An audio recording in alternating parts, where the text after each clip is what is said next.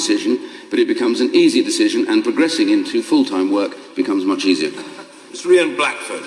Thank you, Mr. Speaker. It's a sad day for all of us when we come to this chamber and we hear that the Conservative government wish to redefine child poverty. It does take me back to what we faced under the Thatcher government at the end of the 70s and the beginning of the 80s, when they fiddled and changed the statistics and unemployment. History is repeating itself.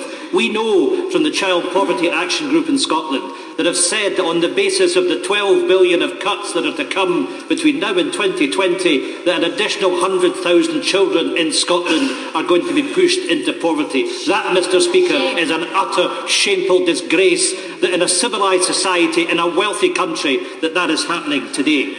I see from the figures that we have that are released today for Scotland that there are 210,000 children in Scotland living in relative poverty after housing costs. 22% of children in the country of Scotland. After housing costs, 140,000 children are living in combined low income and material deprivation, a 20,000 increase over the course of the last year. That's the reality of what the economic agenda of the last government has done to Scotland, and we know there's more to come if the honourable gentleman and his government gets his way. Because of the impact of the government's policy in Scotland...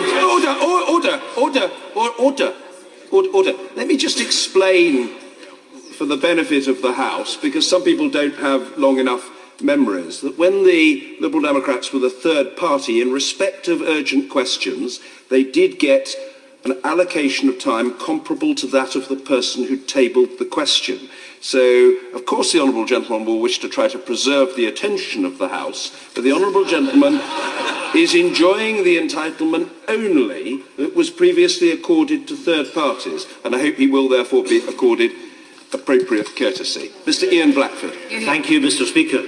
As I was saying, the Scottish Government are having to intervene and have funded poverty action campaigns in Scotland by an additional £300 million against the bedroom tax and other measures to try and alleviate some of the problems that this government are causing for our people. Isn't it a disgrace that in my own constituency, as an example, the biggest increase in attention that the food banks, of use at the food banks, is coming from those in work? That's the reality of this government's policies, and that's why in the election campaign, the Scottish National Party campaigned on an issue of the £2 increase in the minimum wage over the lifetime of this Parliament and the adoption of the living wage. It is unacceptable that anyone in this country should be living in poverty. Far too many families in Scotland and throughout the UK are having to make choices of whether to heat their home or feed their children. That is morally unacceptable.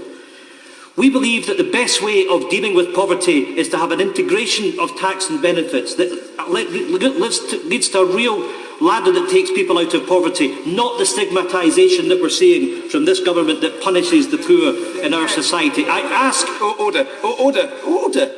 When I'm on my feet, the honourable gentleman resumes his seat. That's the situation. I'm trying to be helpful, the honourable gentleman. I fear that subtlety didn't quite work with the honourable gentleman. And when I see a process of constant page turning, that is a source of anxiety to the chair.